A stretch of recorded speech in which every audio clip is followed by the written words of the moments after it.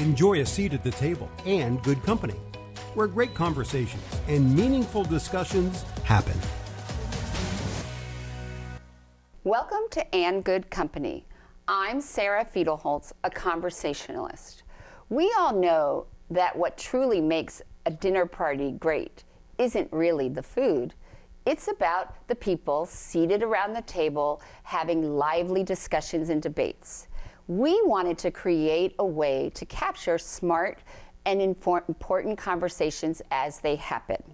And I am pleased to have at this table Connie Haas Zuber, the Executive Director of the Architecture and Community Heritage, right, which is known as A.R.C.H. Actually, we're A.R.C.H, and they just tacked on the Architecture and Community Heritage as an explanation for it. It went the other way around originally. Okay. I found that out recently. Oh, well, that's okay. Well, we're just going to say A.R.C.H. A.R.C.H. So, yep.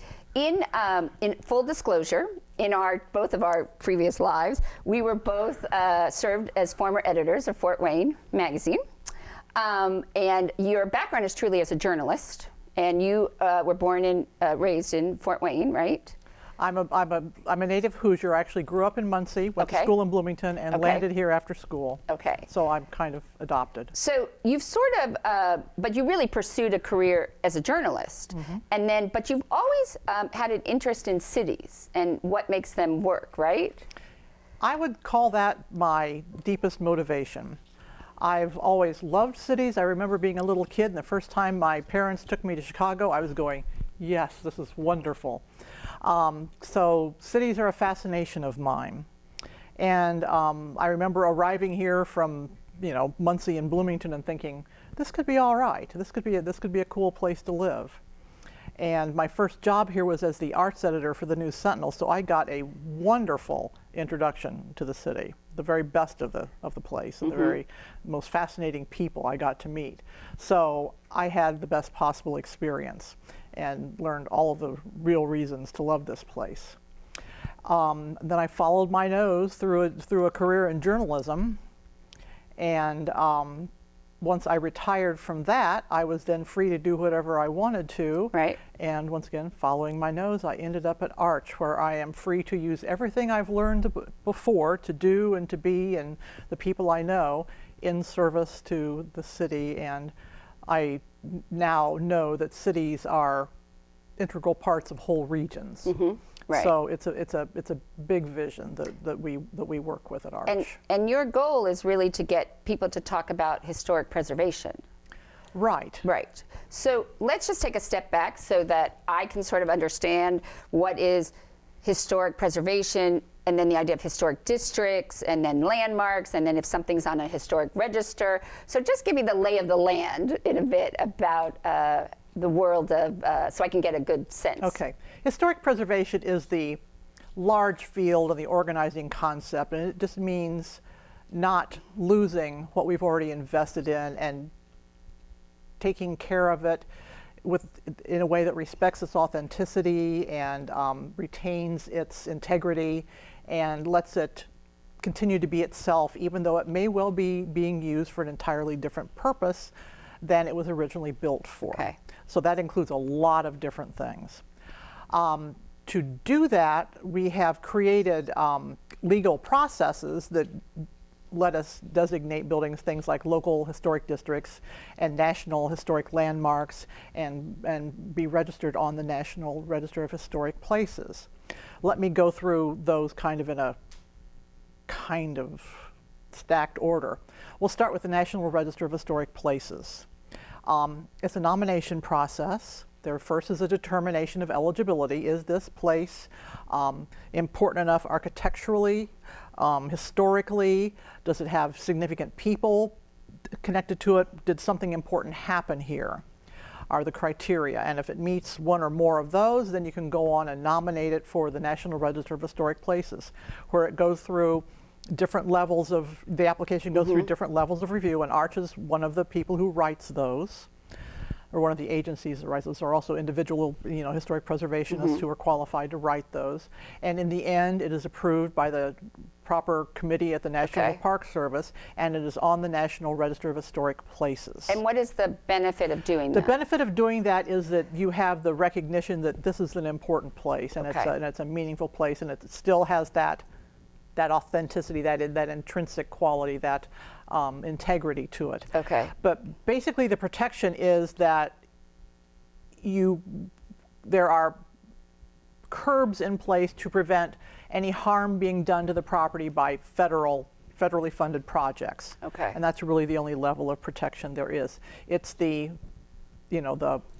kind of the star power of being that cool a place, but that's the only real protection there is. Okay. Now, a National Historic Landmark, of which Fort Wayne has two, the Allen County Courthouse and the Chief Richardville House, is the next level up of specialness and authenticity and importance from that. Okay. The Allen County Courthouse is obviously a stunningly spectacular architectural treasure, Right. and has all the history And going ARC with was it too. involved in preserving the murals, right? Yes, we were lots of agencies and individuals contribute to that, and A.R.C.H is proud to have A.R.C.H been one yeah. of them. Yes, so that is a National Historic Okay. Landmark, which is a step higher up and harder to achieve and cooler to be. And what's our second one? The Chief Richardville House. It's out on Bluffton Road, kind of on the north side of Waynedale, back off the road. The History Center is the steward of it, and they have programming there once a month through the warm months that you can go see it. And the Miami Heritage Days are what you want to look for on their website to know Okay. what's going on. And that is the house that the federal government built for the Miami Civil Chief, Jean-Baptiste de Richardville. People, I'm probably showing off I took French in high school and college. That's okay, it But sounds good. It's the Richardville House. Okay, yeah. And as a part of a treaty agreement, they built that house for him. And it was part of his holdings there. And from there, he managed the affairs of the tribe and of his people, and managed the portage and all of that. And he came to be the richest Native American of his era, and was richer than most, if not all, of the Americans down there. And it was quite the event to be invited to a dinner or a party at his house in that time. So it was very cool to be able to Right. go out there and go to some sort of social event at his house. But the house is still there. It has, there's been a great deal of investment in restoring it, and it is now a National Historic Landmark. So we have two of those. Okay. Same probably level of protection, but Right. a higher level of Okay. prestige. Fort Wayne also has a local historic preservation ordinance and a local historic preservation commission, and some historic planner staff at the Citizens Square. And we have the ability to declare things to be local historic districts. Right. And how many of those do we have? Several. I do not carry Right. those numbers in my head. I'm sorry. But there's like West Central is an West example Central of is one. Right. Yeah. And the Rankin House, because individual properties can be local Right. historic Oh, okay. districts. The Rankin House, where A.R.C.H.'s office is also a local historic district, and that was the first kind of historic of legal protection it received, thanks to the DeWood family. Okay. That does give you some serious protection, because as part of becoming a local historic district, the property owners are committed in perpetuity Right. to agree to reviews with the Historic Preservation Commission staff and possibly the commission itself for any changes that affect the exterior of the house. Right. And it is protected with extra reviews from any demolition or anything like Right. that. So there is some protection And then, for that. like when I lived in Chicago, I actually lived in an apartment building that now is 120 years old, and it is on the National Historic Register. So we also were able, first of all, if you prove that you put in a certain amount of money to maintain the apartment, your property taxes were frozen. For 7 years. Right. So do we have anything like that kind of Those thing are here? usually state level. Okay. Property taxes are usually state Okay. taxes, so those are usually state level tax credits. Indiana has had those, may have them now. Okay. They usually apply to income producing properties, and probably was it a condo or? It was a condo It was a building, condo. yeah, So the condo owners shared the tax Yes. savings among Yeah. themselves. And yeah, so there are federal and state tax credits often available for houses on these historic that have historic designations, and you make an investment in them, and then you receive often a hefty percentage of that investment back as a tax credit. And speaking of investment, one of the things that I thought was really interesting about your work and sort of your focus with is that it's not just about preserving these because they're pretty or they have a nice story behind them in history, but you really are talking about that you look at the bottom line and sort of what these residences and commercial buildings bring to economic development and prosperity. And you talk about this idea of heritage investment. Okay. So now first of all, let's just back up 1 second so that when we're talking, and I couldn't believe this, when you're talking about something that's historic, you said that it's 50 years. So we're talking about things that 1970 or before. That amazed me. Now we are, yes. That just blew my mind. That's the criteria for a nomination. I know, so that just amazed me. So let's just talk about this idea of heritage investment, and we'll use what you did was the Waynedale Township. So now I'm going to let you talk me through this. Okay. Well, first of all, this fascinated me because during my journalism career, I was out and about everywhere, and I finally got to the point where I was thinking, what on earth did it take to build all of this? All of the streets, all of the curbs, all of the sidewalks, because I was writing stories about how much it costs to repave them and how much it costs to rebuild them and how much it costs to fix them. And I was going, this is just, it's a huge fortune that we live in the midst of, and we really should appreciate that. So that kind of thinking has come to bear here when I started asking this question. So I thought, what does this represent? And it's actually Wayne Township, the central township of Allen County, which is the oldest part of Fort Wayne. And the reason you picked that was because not only did it have a significant number of buildings that were built before, but also it had the largest percentage of homes, right, that were built before up to 1939. Right, because that's the census information, which is really easy to use. And I was just this was my first pass through. I'm going, what is here? And this is an exploration, Right. So I knew the census had that information. And what we're getting as you being the executive director is all of your skills and benefits of being a journalist right. and So doing the research for us. I'm a huge fan of the U.S. Census website. It's a wonderful source of information. So I compared the inner townships in terms of their percentages of homes built before 1939, and Wayne Township is by far it was like 32% compared to some that were like 8%. Right, yeah. Well, and you can see the whole presentation on the website. On archfw.org, yes. It's the by the numbers. Right. And so it turned out that, so this is where to look if you want to start looking at at valuing older properties. So with the help of the Wayne Township Assessor's Office, which, full disclosure, the Wayne Township Assessor is my sister-in-law. Oh. But so she couldn't say no? Well, I trust her that if this was something that would have been totally out of line, she would have said no. But it turns out her very well-trained staff knows perfectly well how to do this. So they pulled together the information about the assessed value of residential properties and commercial and industrial properties. And I was able to then apply the percentage that I had figured out were historic. And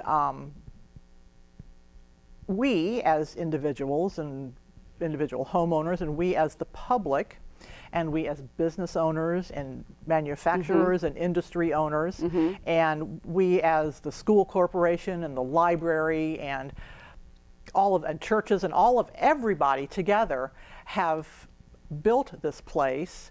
And my eventual calculation was that between $2 and $3 billion have been invested by us in Wayne Township alone.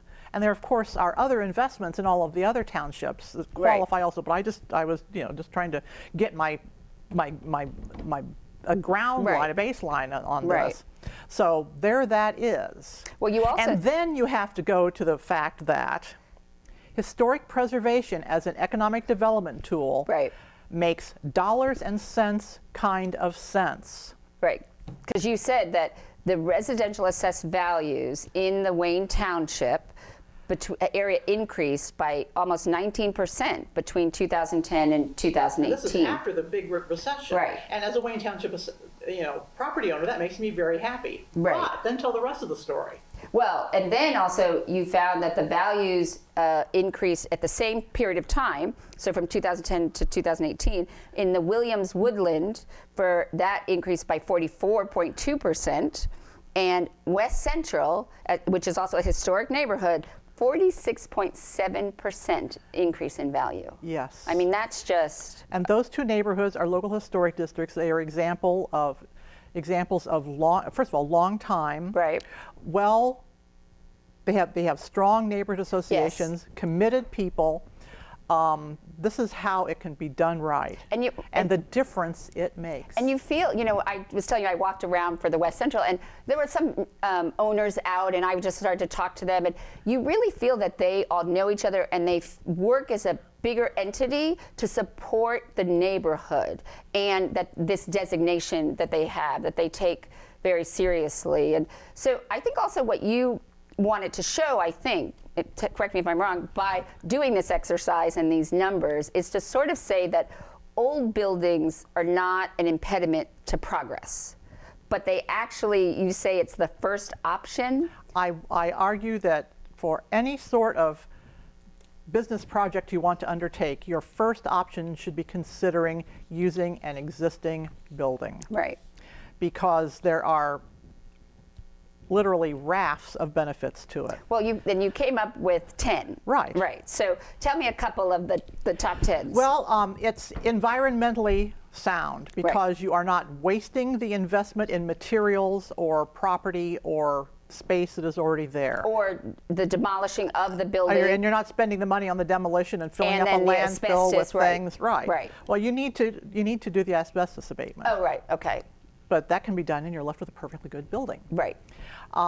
They're built better. I mean, the quality of the goods. I mean, right. And then you also talk about the idea that it takes less time to renovate and restore than it would to tear down and build again. Mm-hmm. Yeah. And there's a saying among historic preservationists that new businesses need old buildings. Time and time again, there's been studies that show that entrepreneurs get off to healthier, better starts in older buildings because it costs less. The space costs less. Right. And we have some really good examples of the success of either reusing or restoring, right, or repurposing. Mm-hmm. So tell me about some that you really think are really good that we've done to date. Well, right now we have a brilliant, wonderful, stellar example in the Landing. Right. Which really shows how the market has come to the point. A.R.C.H, by the way, was incorporated in 1975 by a group of people who really did not want Fort Wayne to lose its historic buildings. They were afraid it was beginning to happen. So between that time and now, things have changed from terror, fear, and worry about losing buildings to the market saying, look at those cool old buildings. We can make those the key appeal of our project. And I firmly believe that A.R.C.H is a historic preservation organization, and all the other historic preservation organizations, in the state, in the Midwest, in the world, are part of raising the awareness of that and doing the research that lets developers know you can make good money by doing this kind of stuff, and by pointing out the fact that people like to be in buildings like this. Well, they also like the history. Like, I live in the Superior Lofts, which was a cardboard factory, I think. Right. And first of all, there are like 27 different layouts of apartments. There's like no two apartments are the same. But it is really interesting, and you sort of try to figure out what was there and how they did things. But it also, the building itself has character. It's not just a cookie cutter new building, and also you get, the ceilings in the apartments are so high, and the space that you get, you wouldn't get in a new construction. And so I think that adds character. And then I love, like in all the old buildings, you see what's the signs that were painted, what they were. And I mean, I think that that's really, but that's what people want in neighborhoods. They Yes. want that charm. Yes. They want, and you're not going to get those adornments like that they saw, and the amount of masonry. And I mean, who builds a building with that kind of limestone? And even look at the Ward And School, terracotta right? and things like I that. mean, yeah, terracotta. Well, I'm from Miami, so terracotta. There's very few people that you can find that actually now can restore terracotta floors. The terracotta on the landing had to go all the way to California to be Yeah. restored and be shipped back. Yeah, and but it's really beautiful, and people don't realize that. But also with the landing, I think what they were really smart about was the combination of new and old. So they recognized that some things they needed to build new, and then some things they could, use the old buildings for. And I think that was really smart too. Yes, and they were I think wise to be honest about, this is a new building. We're not building a fake old building Right, here. and the way they blended them together. So that the scale and the Right. And you talk about like Junk Dick's Brewery. I didn't realize that was that they took an old that was a paper company. Yeah. And then Baker Street Station, right? That was one. And then and so why do you think, though, you talk about this idea that historic preservation isn't just important to understand our history, but you also talk about it as part of being important to the quality of life equation. Yes. And why is that? It's this goes back to the Knight Foundation's work on what is quality of life and what creates it and how people experience it. And it goes back to the idea of connection, and that goes back to the idea of stories. Mm-hmm. Because these old buildings they have hooks. Mm-hmm. They let people become a part of the story. Right. Look, I live in a place that used to be a cardboard box factory. Right. And I have several people who believe there are ghosts who live in the building. Well, but that's another story. I want to hear those stories because Okay. they will go on to one of our tours, okay? Well, yes. They believe that there are some. Yes.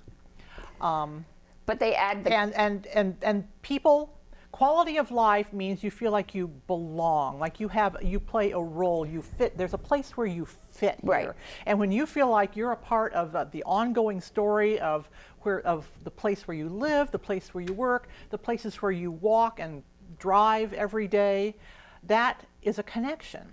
And it's that connection that is the key factor in letting people then start to feel all of the other things, the willingness to volunteer, the sense that this is a place that is attractive, that it's a place that is welcoming. or to put down roots to stay Then I invest. think I can stay here Right. and make it, and this is where I want to be, and Right. make whatever difference or whatever life I'm going to have here.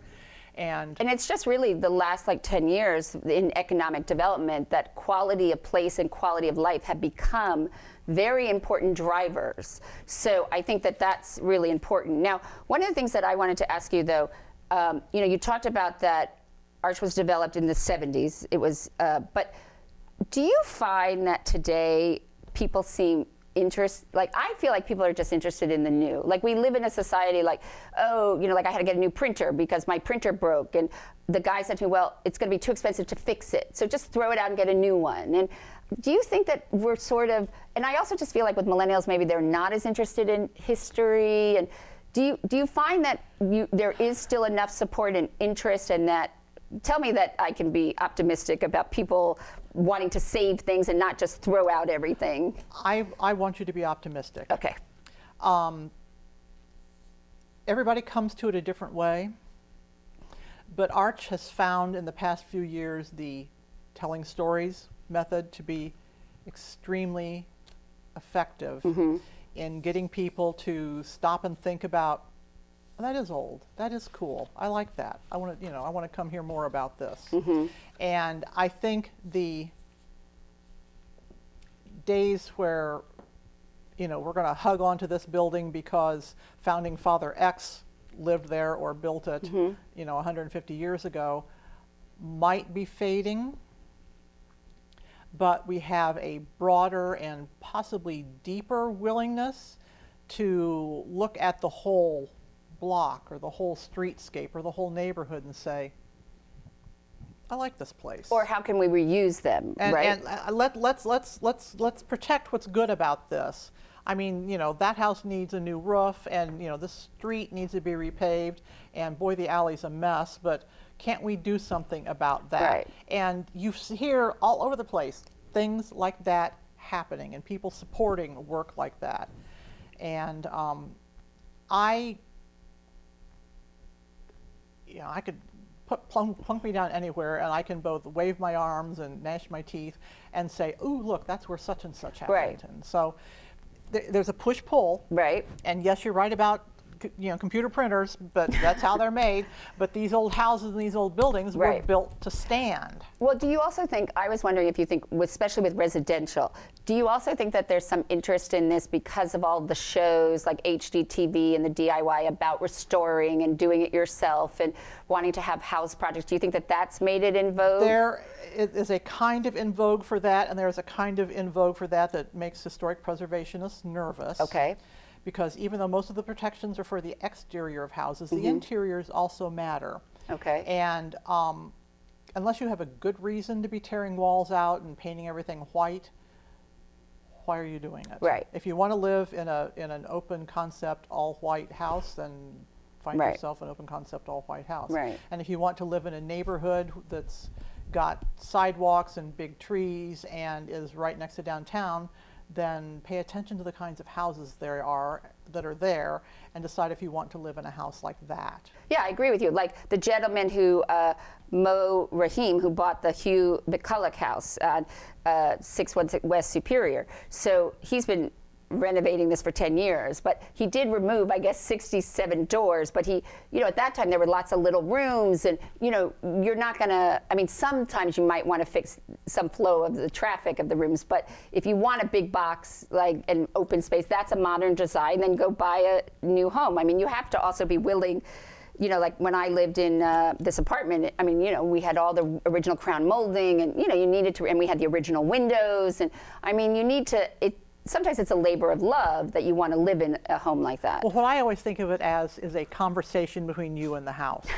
You're you, the house is it, and you guys talk together until you get to a point where, okay, we can do this and we'll both be us and this is going to work. Right. And specifically about the McCulloch house, that's a very old house. And A.R.C.H has been inside the house. And we know that before Mo got the house, a lot had been done to the interior of that house. So I'm really not sure what era of stuff he was taking out. Got it. I'm not sure he got a pristine orial building and was tearing out original stuff. And that's a question you have to ask. So I don't know. I reserve judgment on that. The other thing I thought that was interesting is that A.R.C.H, you actually purchased, there's a set of row houses that are on Jefferson and Washington, and that then you, it was in 2010, and then you restored them. That was 106 Broadway, and then 1016 and 1014 Broadway. Yeah. And so then you actually, A.R.C.H actually did the work to restore them, and then you actually sold it was 1016 was the old historic Canton Laundry building, and then you sold that actually to Julie Wall of the Hedge. But 1014, which completed in 2017, you still we still own that. And then you have actually Sassy Cakes in the bottom, and then you have 2 apartments. So is that something that A.R.C.H is looking to do more of? Like in some cases where there may not be as much interest to take a property and then do it and then either sell it or just be a landlord and property owner? That building is an example of a property that was in such bad shape that it took somebody like a nonprofit and a historic preservation organization that could add grant funding and that sort of stuff to the renovation work to get it to a point where then you could actually fit it to use it. And that's what happened there. But yes, owning property and being a landlord has become a resilient strategy for A.R.C.H. A.R.C.H is supported by our members, our donors, grant funders, program income, and that's a significant part, which obviously this has not been a good year for that. Right. But you've come up with some very good solutions, I think. But it's hard to make the same amount of money from them, and I'll be honest about that. We've had some generous sponsors and come forward and help us support them, but it's not the same. And then we have this one small revenue stream coming from the property there. Our board has thought long and hard about that. And A.R.C.H also owns the Mary Rockhill Tyler house in West Central at 918 Van Buren. Okay. Tiny little house on a tiny little lot. Right. And we are, as we speak, fitting it to become a residence again. In the early 20th century, I believe that's when it was, it got turned into a garage. Oh. Though it has been built in the 1840s as a house, but obviously with no modern utilities or anything. Right. And but then it got turned into a garage. Well, in the early 2000s, A.R.C.H got control of it, turned it back into the house that it had been, and then, you know, with intentions of using it as like an educational place to be open occasionally. Well, the house museum business isn't really a very good business model these days. And we thought long and hard about that building. We love the building. It's one of the old precious places in Fort Wayne. And you go in there and it's beautiful space. And so it's going to be a house with people living there again. And there's a big push for tiny houses. I know. Well, it's actually not that tiny. It's just above the minimum level to be a residence in Fort Wayne. Which is like 900 square feet. I always joke, I want to live in a tiny house in theory, but I would have to have a big storage space. But, you know, well, we're adding plenty of very generous closets and all, and we're making it really nice. Yeah. So, I think that's a great. And that's going to, and you know, and it's good because we already own the property. Right. But this is going to help stabilize A.R.C.H.'s finances. And it's a resilience strategy. Right. Because, but I think it's smart to look for some of these properties. Well, and we already had that one. So yeah. Right. And once again, that was a house that was a building that was in such shape that it required a nonprofit like A.R.C.H. to come in, rescue it with grant funding and, you know, all of that, and then finally we are to the point where we can turn it into an actual real house again. But I also think that there's, to me, some negative that could be looked at as preservation, where some of these buildings stand empty. Like I emailed you and said, what's the deal with the Canal House? Because it's such this cute little building. And since I lived in Fort, which is a year, I mean, and I don't know how many years before, but there's no activity there. Like somebody could put, you know, it could be like a really cute little bar, or it could be a store. And so I think sometimes when people see something that's just empty and idle, and they think, well, what's the point? And so I hope that part of it is that people then, it's not just preserving it, but let's make it a successful business to show people how you can reuse them. I think the day when that will be brilliantly active is very close. The situation for the Canal House now is that it's in such a desirable, wonderful, perfect place with the riverfront development, and it is owned by the city of Fort Wayne, that it is going to be a jewel in probably somewhere near in the next phase of private development. And it's also interesting because you can tell that it was I guess the land was much lower because the windows on the bottom floor, like literally now the grass, like you're missing the rest of the building. But when I peek through the window, you know, and I know it was once the home for Arts United, but I just think, and then there's also the one that they moved, that building, that Halls was going to turn into a restaurant. Building, But I guess there's some issues, they have to shore up the foundation or something. But they literally moved it twice. And they moved it, right. And so, what's the story there? Did the Hall family, did they just love the building, or is there some attachment to it? They have no previous involvement with it that I know of, but they spot a good building and, frankly, a good business opportunity when they see it. And Mr. Hall just said, I'm going to do this. And he's done it, and it's been extraordinarily complicated by not only the Promenade Park project, but by the sewer project that tore up the road in front of it, and this and that and everything else. But, you know, more power to him. I hope he pulls it off, because the plan is a wonderful one. And so also in you're really someone whose work is truly your passion and interests as well, because you're also part of Quest, which is a club where people do thoughtful research and present actual, literally, papers. And you actually have done, well, one I could find was one in 2008 about what kind of world we would leave to our grandchildren, which I thought was very interesting. That was one of those topics you're going, oh no. Right. But you also did one which you and I have talked about, which I find fascinating, which is about the great alleys of Fort Wayne and sort of the history of the alleys, and especially now with the alley activation program and the interest in alleys. So tell me, just remind me a little bit about alleys and their purpose, and then how we're changing how we're using them, which I think is incredible. Well, alleys are one of those things you don't even think about till all of a sudden you realize, I should be thinking about this. And that kind of happened to me. And that quest topic started as just a yak conversation over lunch one day when we were going, yeah, I used to ride my bike in the alley and I still have scars on my elbows to as testimony of my epic bike crashes and stuff like that. And they were going, and also was like, that would make a good quest paper topic. I'd go, I'll turn that in. And darned if they didn't assign it to me. And what year was that? It was just 2 years. Well, you did the presentation of it, so I guess it was 2 years ago, right? Yeah, well, 2 or 3. 2 or 3, okay, yeah. And so I got to thinking. So then I had to figure out, so where do alleys come from? So I've had some training in sociology. So I did my research about how do alleys fit into the growth and development of cities, and it turns out there was this huge fight in American cities about alleys because they really were the places, the back of the lots, and that's where all the undesirable people, like the immigrants and the servants and the poor people, right. The black people, were left to live in whatever was there to live in, and in big cities and small, and so they were seen by the nice people as horrible, dangerous, dirty, which is how we got all unhealthy the reference places. Of back alleys. Right. And so then there was this huge movement against alleys, including in Fort Wayne, where the early city beautification and city planning things recommended about, control your alleys, do this, clean them, do that, pave them, blah, blah, blah.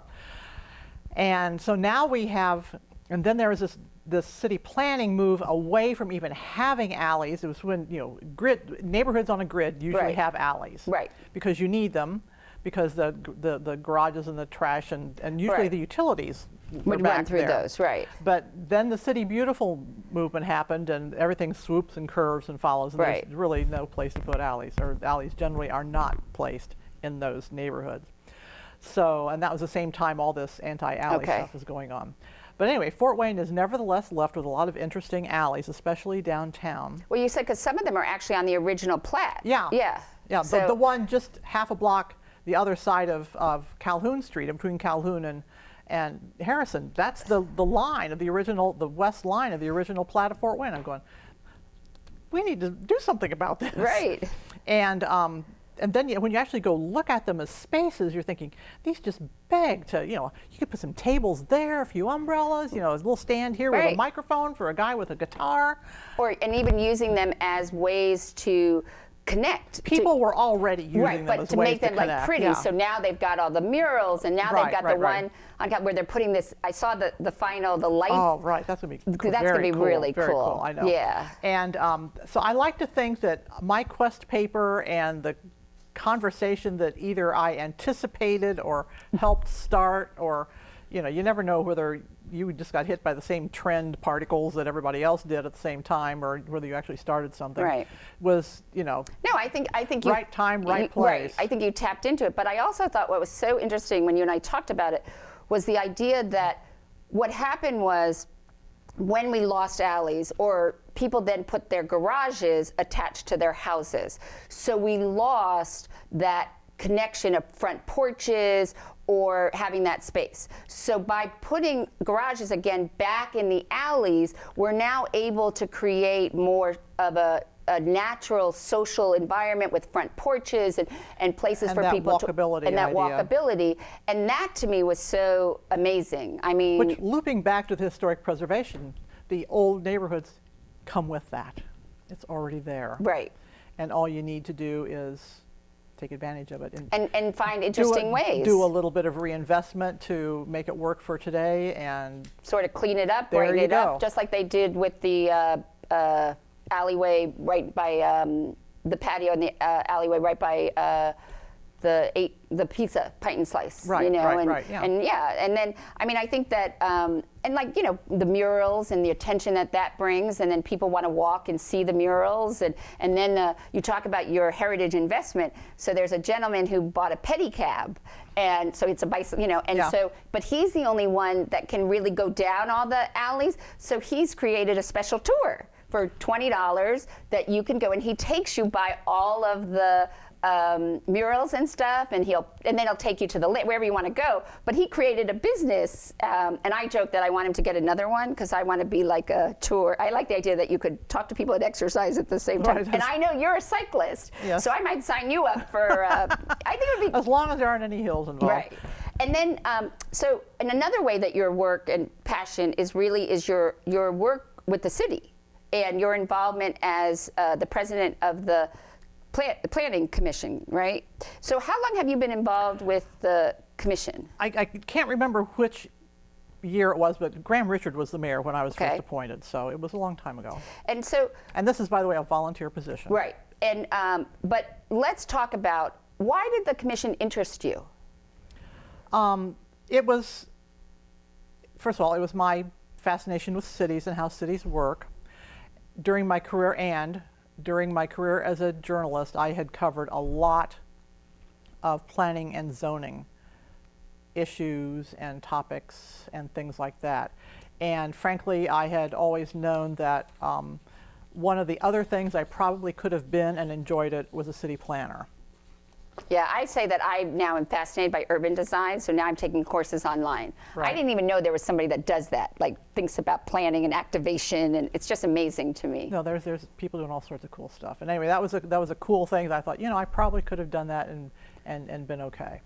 So I was honored to be asked to serve on it, and it's been fascinating, and it's meaningful work, and sometimes the meetings are amazingly long. Right. But it also is something I feel very strongly about, the public hearings. People deserve to be heard. And we're in a very important period right now, is because we're creating the new Allen County Comprehensive Plan, correct? Right. And how often do we do a new plan? The new plans are generally, you cross your fingers and say this is a 10 to 20 year plan. So it's But the last plan we did, which was only like 7 years ago, when we went through it recently and thought, okay, look at these goals, we've done a lot of those things. Right. Fort Wayne and Allen County have been very busy, so it's time to be working on a new one. And the world changes on you. Yes. So it's time to address what's new, what's now possible that wasn't before, and what our new aspirations are. And I didn't realize, and this is very aspirational, and when it you're was talking really about a comprehensive plan. And then Zach Benedict pointed this out. I didn't really realize how important zoning is to economic development, property values, even economic equity. So talk about why people should care about this comprehensive plan, and why we as the citizens should really be interested in zoning. Okay. Once again, this is layers and pieces. The comprehensive plan is the overall guiding vision and policy document that sets out the goals that we want to achieve for our land use. How we want it to be used, what we want it to be used for, the mix we want to have of things, and how we want to get there, the standards we want to set. This is where Fort Wayne every single time says we want our community to be beautiful. We want our community to have quality facilities. Right. Is that where the design, downtown design kind of? They are supported by that. Okay. But did they come out of that too? They come out of that too, yes. All right. The downtown design guidelines. Okay. And that is adopted by the City Council and the Allen County Commissioners, and it becomes our guiding policy. It is not an ordinance, so therefore it's not really enforceable in the way the zoning ordinance is. Okay. The zoning ordinance is the actual, with numbers on them and dimensions and all that kind of stuff, and the map of what is zoned what, and the definitions of everything, the implementation of the plan. And this is what can be enforced. And what your property is zoned does matter a great deal. because the way it is set up in the state of Indiana, state law, as usual, defines how this all works. If you are zoned for a certain set of uses and then you have a project and you meet all the criteria, then you have a very smooth flow toward the permits and approvals you need to do it. It's when you need a variance or a special permission to do something that then it gets trickier, as it should, because that means you want to do something that is not by the standards and rules that the community has set. So recently we have been having, just this month, we had 2 rezoning petitions that were industrially zoned properties that wanted to be rezoned residential. Now, on the face of it, that sounds just insane, because why would somebody want to live someplace? Because if we reuse it. No, they're surrounded by industry, which one of them was. Oh, okay. But it turns out that you can't get money for a loan or to refinance or to remodel your house. And there was a house that has been in this place, is now surrounded by reasonably light industry. And that somebody wants to buy it, and they can't get money without it being zoned residential, which normally, there's this thing known as spot zoning, when you just don't do that, because then you get your quilt instead of a logical plan. But that person needed that, so we agreed to it. Another thing is a place where, our zoning maps go back to decisions made in the 50s when Fort Wayne created its first zoning map. And so there are some spots that still have remnants of that old zoning, and times change. And so this is a place where it went back to that. And yes, this needed to be adjusted to reflect what it really had become. So we really need, so it helps us to sort of guide going forward the future of what we want our state to be. And when it's wrong, then you can't do what you really want to do or have been doing or need to do with the property you have. The whole, people have a lot of questions and concerns about government regulation. Well, I am a big supporter of this kind of government regulation because it is how the public as a whole enforces the standards that we want our community to meet, and I think we have a perfect right to do that. And it makes this place that we all have invested all that money in a better place. But the best way to do it is to be upfront and transparent about the rules. So we have the plan here, we have the zoning ordinance here, we have the zoning map here. You know what the rules are when you walk in the door and say, I want to do this. So you'll know. And you talk about how Fort Wayne has been very busy and what we've achieved by looking at the plan, but I actually found you did a TEDx Fort Wayne talk in 2013, so just 7 years ago, your Yes and, which, and when you mentioned all of the projects that were just starting 7 years ago, and I went through them all, I mean, more than 75% of these have happened.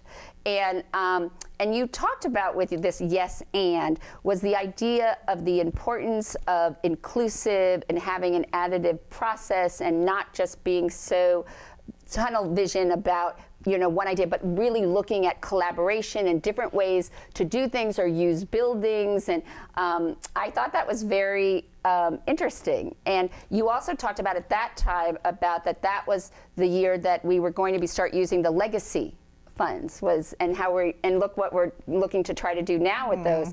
And so I thought it was really interesting, your idea that you have to be open to new ideas and connections and how relevant that is today. But I had 2 questions for you. One, are you now allowing exclamation points after projects, like that this has been completed? Do we get an exclamation point, Connie, for any of the great things that we've done? I've loosened up on exclamation points. Okay. And my other one is, if you were going to give a TEDx Fort Wayne talk in 2021, what would be your idea worth spreading? It would be my first option idea. I really think that is critically important, both to saving and maintaining and improving and protecting our historic fabric, and to our success in the future as a vital and welcoming community. Right. I think you also need to do it as like almost a visual schematic. I know you're a doodler, so I think you could come up with a way that would visually show this heritage investment, because I know that you doodle when you talk. I found that out about you too. So my daughter turned my original basic I'm starting my notes here, doodle into a tattoo. Oh, that's nice. See, now you could have a new business. You could be a tattoo artist. No, I couldn't. So, well, at the end of each And Good Company show, I ask guests the same 12 questions that French novelist Marcel Proust popularized from a Victorian parlor game. And Proust believed that by answering these questions, you will reveal your true nature. Okay. So, what is your favorite word? You're asking a writer Yes. for a favorite word? Yes. Okay, the word I've been told I overuse the most is wonderful. Okay. And will you put an exclamation point after it? Usually not, but I've been an editor for so many years that you get I know. standards. But I think you could be a little more positive now. Okay. What is your least favorite word? Prior to. Oh, yeah. Okay. What turns you on creatively, spiritually, or emotionally? That yes and feeling. Right. What you were talking about also is really interesting about that's what's used for improvisational comedy, and also that's the basis of a lot of Saturday Night Live skits. So we'll keep you in that yes and idea.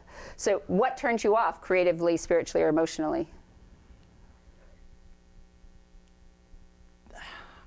People who never get outside of their own heads. What sound or noise do you love? The sound of wind in trees. What sound or noise do you hate? Fingernails on chalkboards. What profession other than your own would you like to attempt? We've already talked about city planner. Okay. What profession would you not like to do?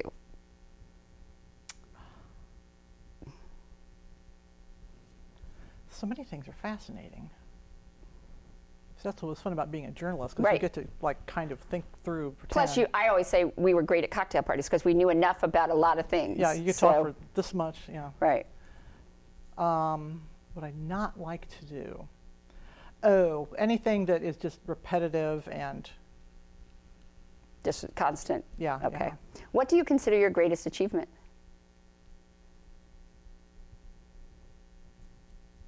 I don't think I've done it yet. Oh, good for you. Who, living or dead, would you most like to have a conversation with? Chief Little Turtle. Hmm. And you would have it in his home? Do we still have his home? No. No, we don't. No. No, we don't. No. Okay. We'd just be walking around under trees, hanging out, Okay. talking. How would you like to die? Quietly in my sleep, please. And if heaven exists, what would you like to hear God say when you arrive at the pearly gates? Thank you. And I would say, good job at preserving some of our good landmarks and history, right? And preserving our past and making people aware for our future, I think would be a good one too. Okay. Please join me next time when you can again enjoy a seat at the table for great conversation and good company.